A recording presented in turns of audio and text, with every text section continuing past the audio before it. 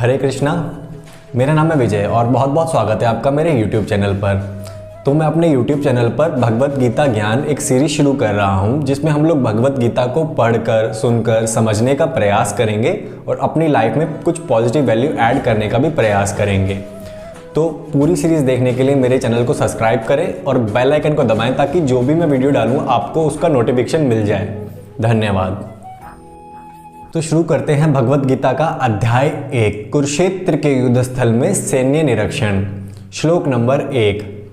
धृतराष्ट्र उवाच धर्मक्षेत्रे कुरुक्षेत्रे संवेतायुयुत्सवः मम कायः पाण्डवाश्च किं कुर्वर्ता संजय। तो अब श्लोक को हम समझने का प्रयास करते हैं।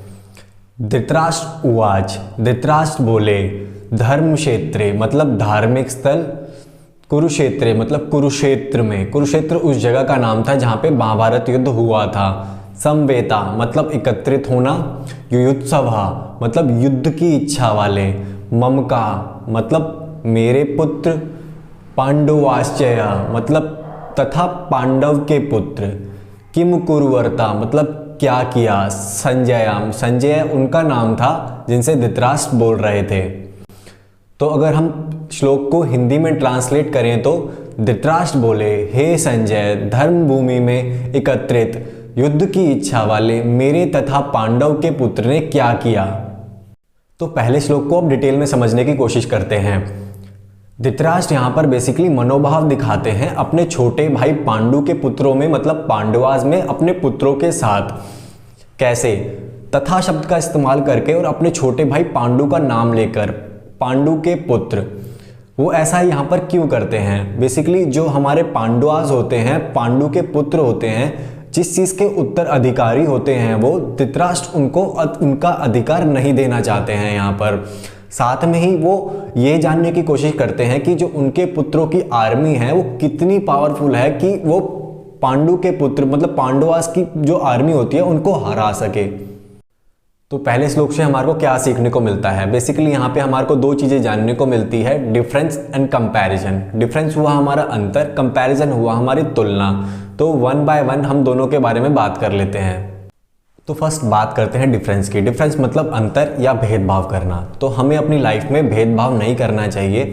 फॉर एग्जाम्पल मान लीजिए एक पर्सन है और आप कुछ काम कराना चाहते हैं उससे, आपको ये भी पता है कि वो इंसान उस काम को करने के कैपेबल है, पर आपको फॉर फॉलोइंग रीजंस, मान लीजिए आप जिस स्टेट से वो बंदा बिलोंग करता है आपको वो स्टेट नहीं पसंद, तो आप उस स्टेट ना पसंद होने की वजह से उस बंदे को काम नहीं देते हैं, उसके साथ भेदभाव कर देते हैं उसकी स्टेट को लेके।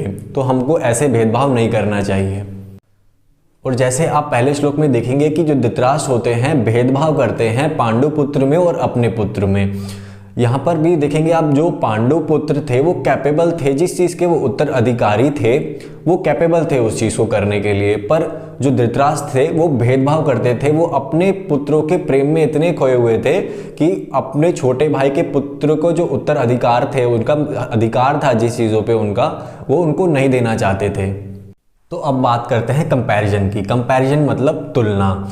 तो बेसिकली हमारे को अपनी लाइफ में पॉजिटिव कंपैरिजन करना चाहिए, नेगेटिव कंपैरिजन नहीं करना चाहिए। पॉजिटिव कंपैरिजन किस तरीके से करना चाहिए? मान लीजिए अब आप किसी मार्केट में जाते हैं और आपको दो ब्रांड मिलती है, वहाँ पर अलग अलग तरीके की ब्रांड है, आपको कुछ भी लेना है तो आप वहाँ पर कंपैरिजन करते हैं दो ब्रांड्स के बीच में कि जो भी चीज़, मान लीजिए आप दो टीवी लेने के लिए गए हुए हैं तो आप उन दोनों को कंपेयर करते हैं, उनकी स्पेसिफिकेशन से उनको कंपेयर करते हैं।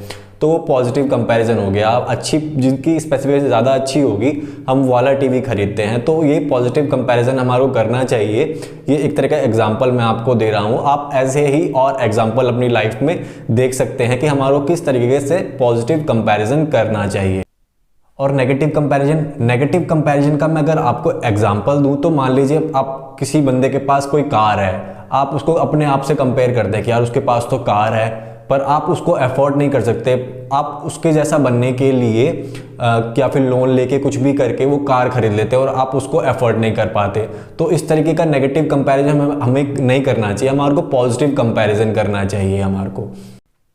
जैसे आप पहले श्लोक में देखेंगे, जो धृतराष्ट्र होते हैं बेसिकली दोनों की, अपने पुत्रों की और पांडवों के पुत्रों की आर्मी को कंपैरिजन करते हैं। इसलिए कंपैरिजन कर रहे होते हैं वो कि उनके बेटे उन पांडु के पुत्रों को हरा सकें।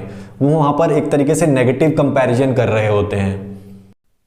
तो दोस्तों, भगवत गीता ज्ञान के इस एपिसोड को यहीं पे ख़त्म करते हैं। होप करता हूँ आपको ये वीडियो पसंद आया हो, तो इसको लाइक करें और शेयर करें अपने फ्रेंड्स के साथ, फैमिली मेम्बर्स के साथ, और कमेंट करके बताएं आपको वीडियो में क्या अच्छा लगा। और सब्सक्राइब करें मेरे चैनल को और बेल आइकन को भी दबाएं, ताकि जो भी मैं वीडियो डालूँ आपको उसको नोटिफिकेशन मिल जाए। राधे राधे।